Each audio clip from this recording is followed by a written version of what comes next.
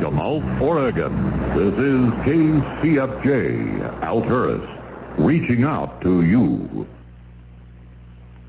The following broadcast is paid for by the Voice of Freedom Radio, Doug Knox and Ross Jones.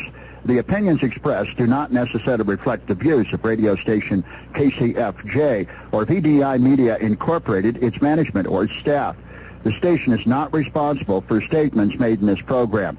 Anyone who would like to purchase equal time to air opinions regarding the issues discussed is encouraged to do so. Hello, America.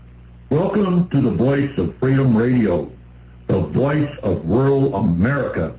You are in tune to KCFJ 570 AM. Our studio is located in Alturas, California, right in the heart of Modoc County. Our environmental message is the 3 C's plan: clean air, clean water, and common sense. We cherish our Constitution, the Declaration of Independence.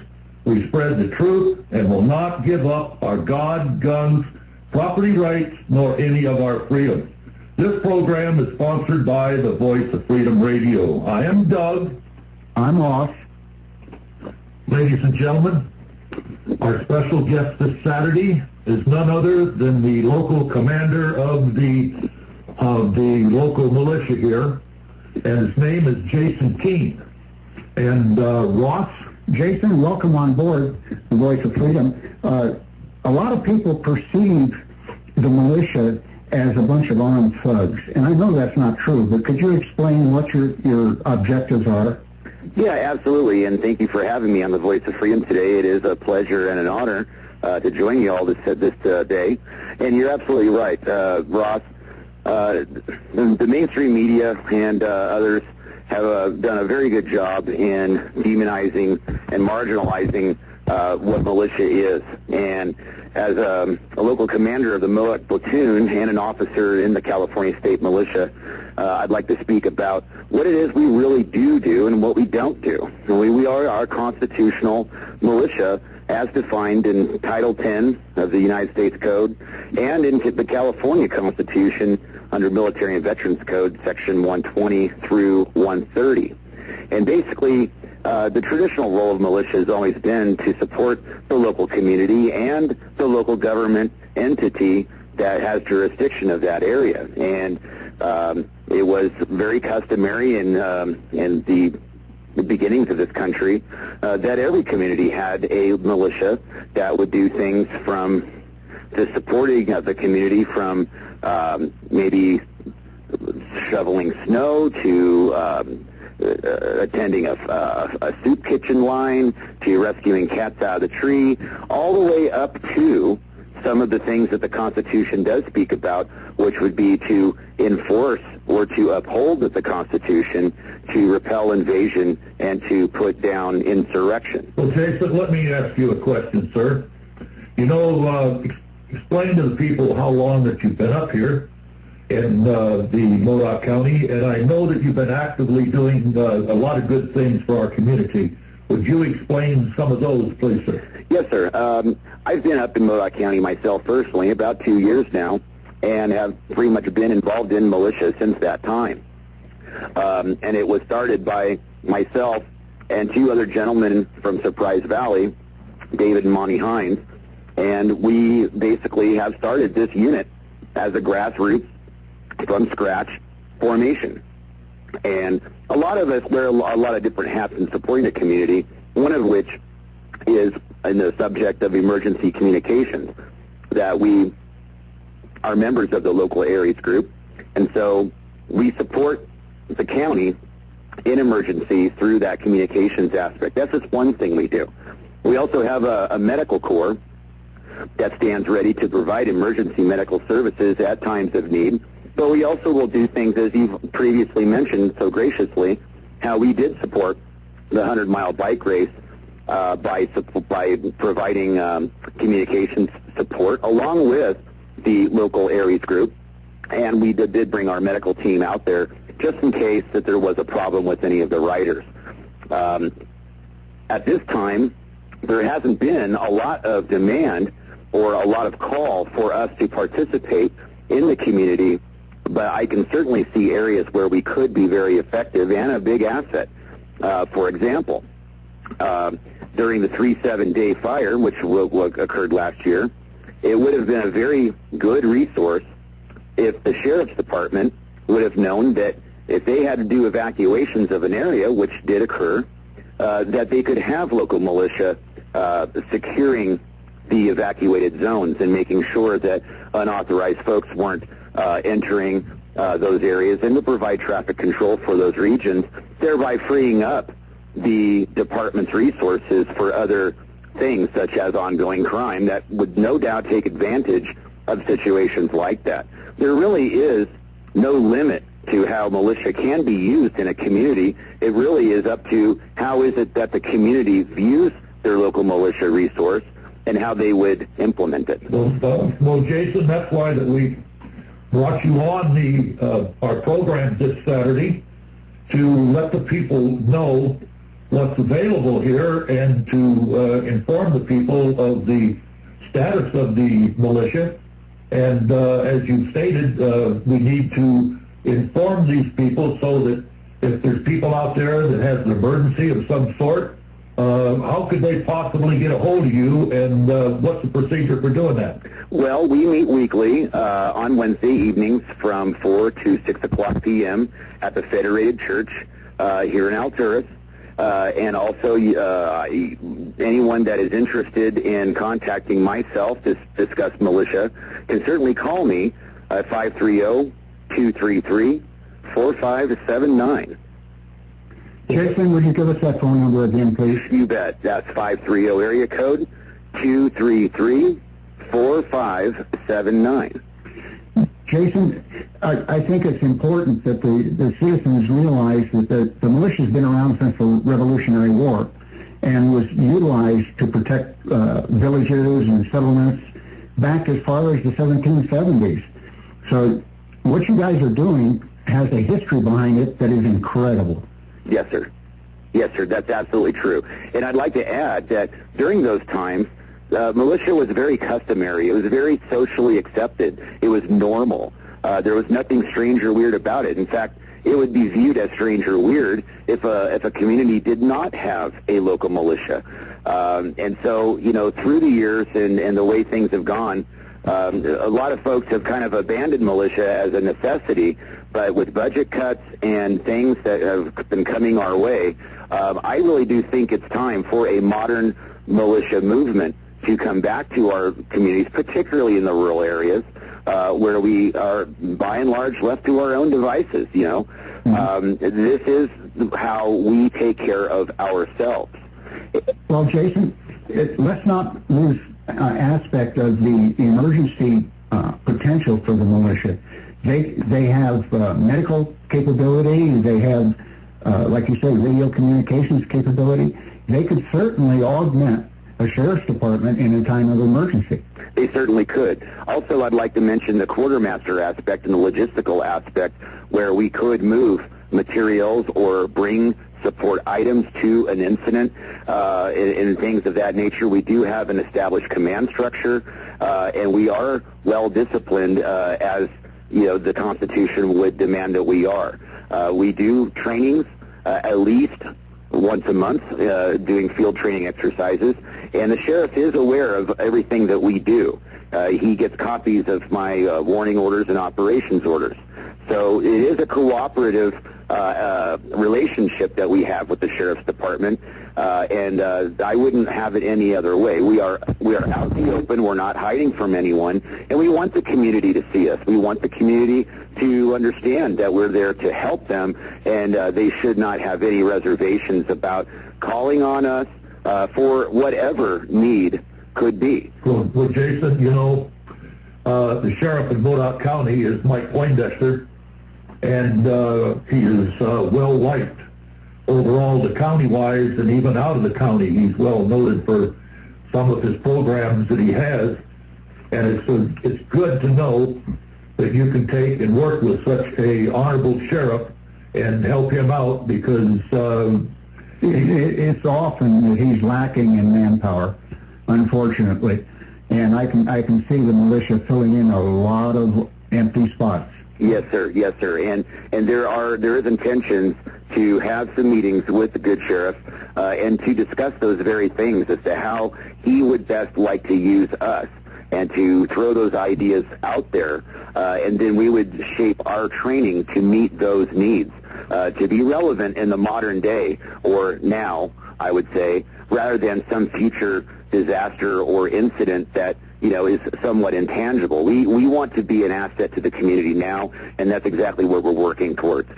Well, Jason, I sure want to thank you and that militia for inviting the Voice of Freedom Radio to be your special guest speaker on the 18th of this month at the Federated Church over there just east of the Sheriff's Annex and the courthouse. And we will be there from 5 to 6. We will have video presentations. We will have discussions. And what we're going to do is expose the sustainability right here in Modoc County. And we certainly thank you for that, Jason. And you want to add anything else for this program? Well, I would just like to say again, I'd like to thank the Voice of Freedom Radio for having me on, and look forward to working with you fellas in the future. Now, this topic of sustained development is a very important topic, and I urge everyone in the community, this is open to the public, everyone in the community that maybe has questions about sustained development going on at the local level and larger, please attend. You'll definitely learn something, and you'll get a chance to see us in action and shake a few hands and meet us. Get to know us. Come on down. It'll be a good time. Jason, what's your phone number again? My phone number again is 530 area code 233-4579. Well, Jason, we want to take and work with the militia, and we know that we can be the voice of them for you and get out things that we have things we can get out. We're capable of getting out on the radio, and we'd like to work with you people. As far as public announcements go, and whatever your need may be, Jason. Well, I certainly appreciate that, and I look forward to that relationship.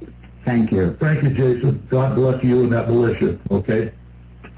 Ladies and gentlemen, we promised you last week that we would offer our opinion as to what can be done to save our medical facilities here in Alturas and in Surprise Valley.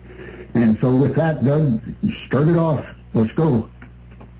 Ladies and gentlemen, we've known for the last 30 days, I believe it's been, that we've had the CEO of Mayor's Hospital in Fall River Mills, and also our own CEO here, Kevin Kramer, of the Modoc Medical Center here, which is the last frontier healthcare district.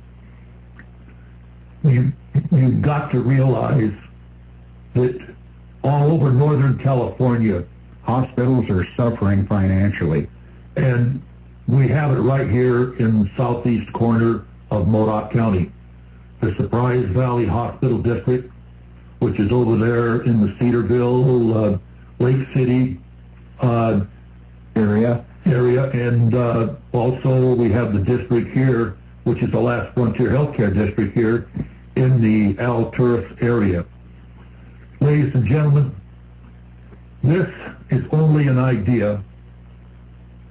But it can be a cooperative effort between Surprise Valley and Alturas that will financially structure a future for both. You're right, Ross, but there's going to be some pain to this.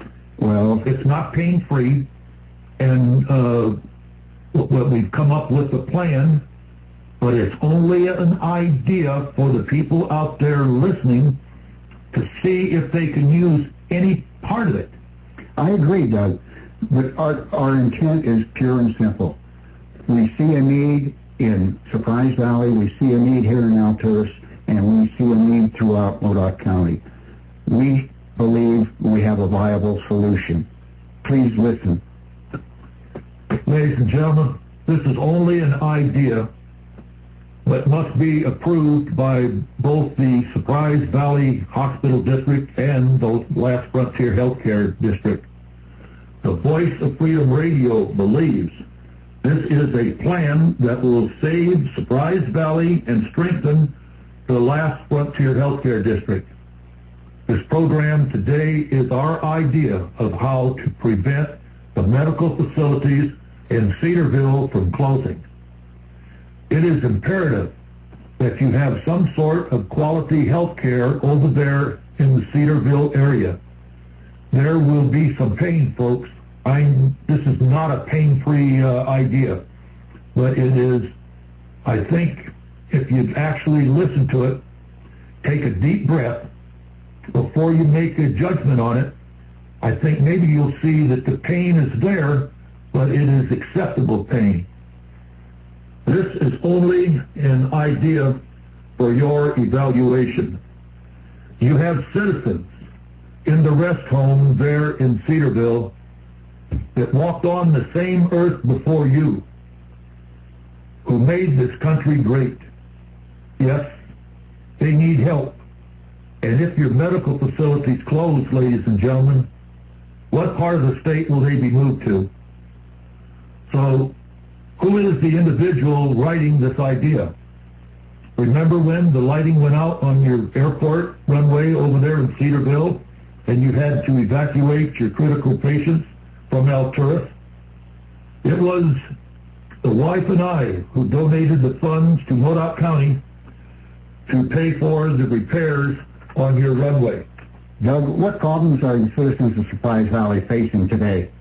Well, Ross, it's been reported that they got a $1.8 million payback to the feds. That's a heck of a debt for such a low population. They can't afford it. And you know how the feds come in and reevaluate how much they pay, and they always end up the little... You're talking about medical reimbursement. Medical reimbursements. They got a number two is they owe millions of dollars to retrofit or replace their hospital over there for earthquake standards. Now, Ross, that's mandated by the State Senate Bill 1953. Right, and unfortunately, it's not a viable alternative for Surprise Valley. They can't afford that either. Not enough members over there in the hospital district to keep their medical facilities economically afloat. But yet they have a $1.8 million debt. So Doug, what would you propose? Well, this medical facility, if it closes, what is your plan with your loved ones in the now closed rest home? What do you and what part of the state are they going to be sent to? Question, how do you think that will affect your loved ones? Ross, that $1.8 million is, I understand, has been overpayment to the district. That would have to be accepted by the last Frontier Healthcare District. After all, the taxpayers of Surprise Valley, in their Prop 13 taxes, they've been paying money to the county, which in turn has put that money back into Modoc County to pay down the hospital debt that's here, that's been accrued here in Alturas and Modoc Medical Center. Right, and you can understand that while it's part of their tax fees, some of that money was not used appropriately. That's exactly right. My partner on the radio, his name is Ross Jones, him and I have been working together for some time to see a way forward with minimum pain to the Surprise Valley residents.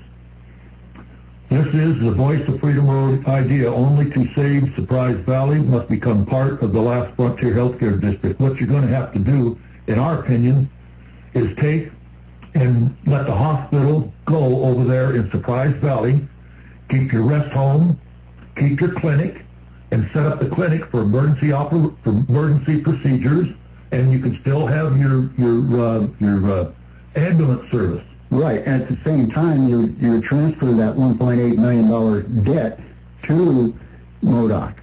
That's right, because the people over there, they say, well, some people say, well, we don't want it over here. Well, the people over there in Surprise Valley, again, their tax dollars is gone here to Modoc County, and Modoc County is put it on the bill that the county owes, which Modoc Medical Center has acquired over the last several years. Right. But let's go on. What can we do in Surprise Valley? We can set up an emergency clinic that would handle the immediate needs of any patient. At the same time, we could implement a viable hospital here in Alturas that would deliver care to Surprise Valley and northern Modoc. Doug, tell me how Surprise Valley can save money and at the same time have good health care. Number one, they'd have to come underneath the healthcare district here in Alturas area, the last frontier healthcare district. Number two, they would have to take and let their hospital go, which, by the way, they would not have to spend millions and millions of dollars without that earthquake. Retrofit. They could save that.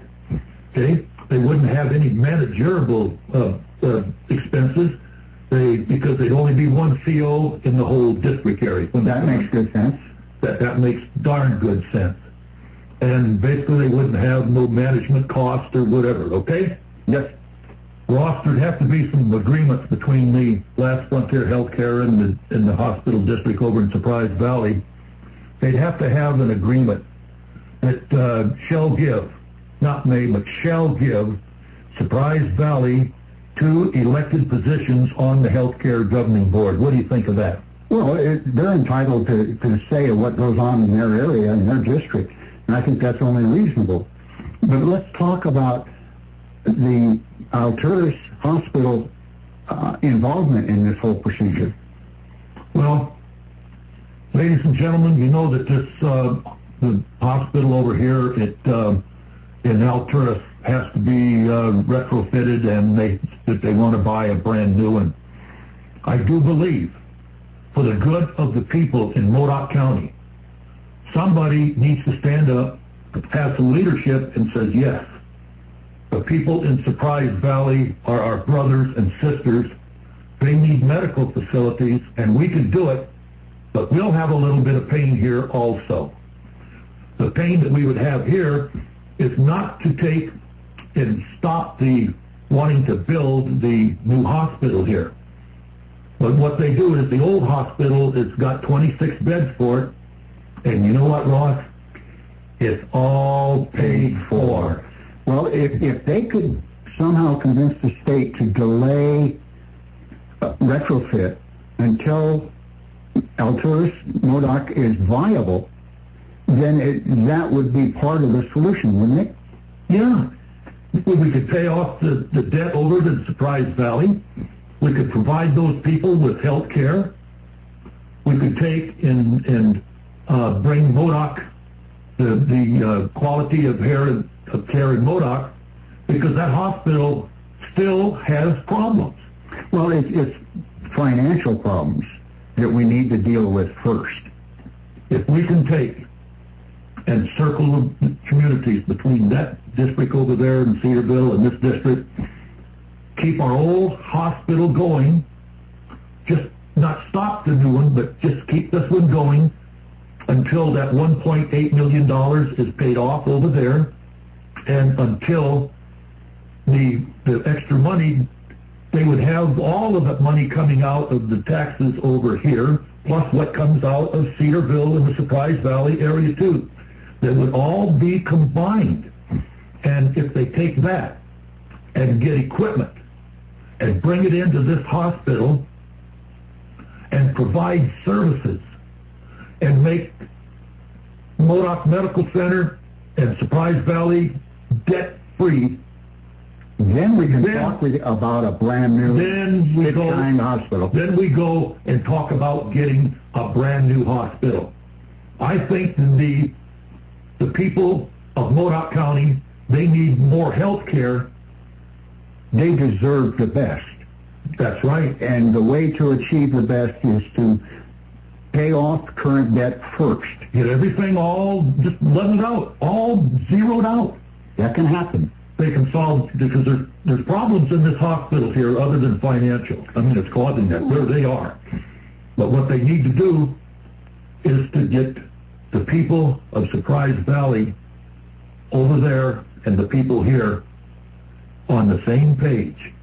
I think it can be done. After all, we're not an obstinate bunch. We're looking for the future of our citizenry. And it can be accomplished, though, with a little common sense and a lot of frugality.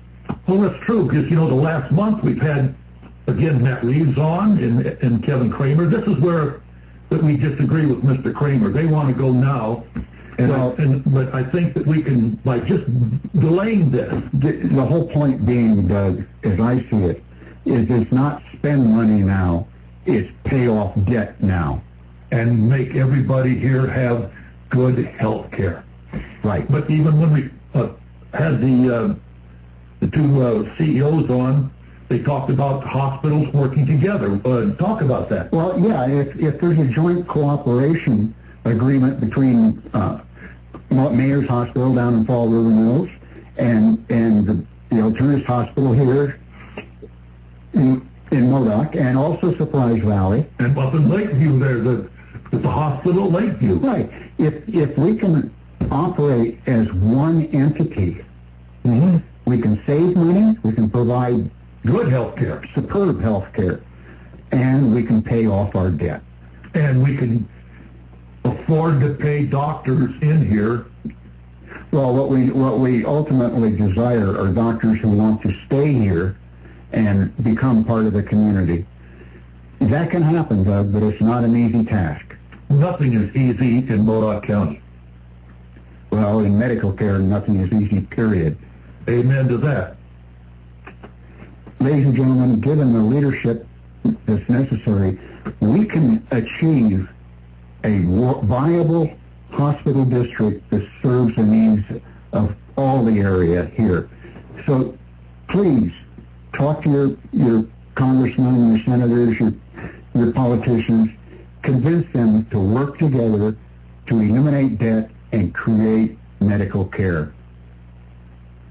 Hey, Ross, down in Fall River Mills area down there, we got something through the mail here. Well, Doug, what's happening is the local fire departments down in Fall River Mills and MacArthur and in New Beaver and Little Valley are all trying to create a single sphere of influence.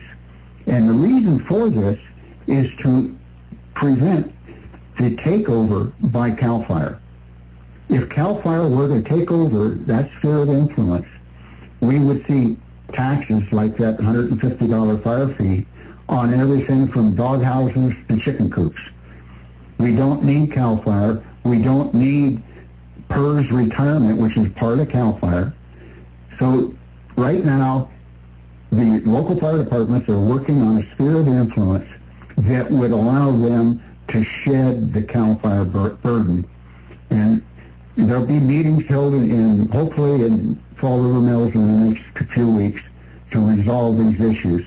And we'll keep you posted as to how, when, and where. And feel free to communicate your desires. Well, Ross, is your supervisor down there, is she going to be there and take up for your cause? I seriously doubt it. She's not part of the LAFCO movement, thank God. We will see what happens when the meeting is finally scheduled. Well, Ross, this program is brought to the public by the Voice of Freedom Radio. We're on every Saturday at 12 noon, right after Rush Limbaugh, on the KCFJ 570 AM out of Alturas. And you know that we are, if you want to write to us, you can go to the Voice of Freedom Radio, Post Office Box 1023. And we got a couple of good letters in last week. And one of them, again, was from way down in Nevada. Really? Yeah. You know how our AM signals followed the ground? Yep. This guy was climbing up this hill, and it went up and said, hey, there's KCFJ 570 right there. And it was a wonderful letter. So, ladies and gentlemen, we really appreciate any input you care to provide. It's part of our gratitude for trying to communicate with.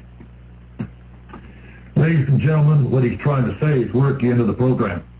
That's what he's trying to say. I stuttered, he helps me out, and he stutters, and I help him out. That's right. So, ladies and gentlemen,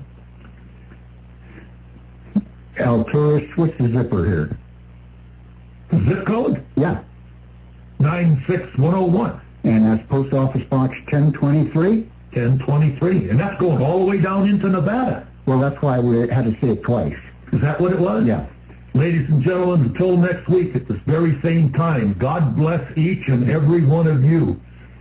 And we always like to say, from the God that created earth to the land that you love, from Alturas, good day, America.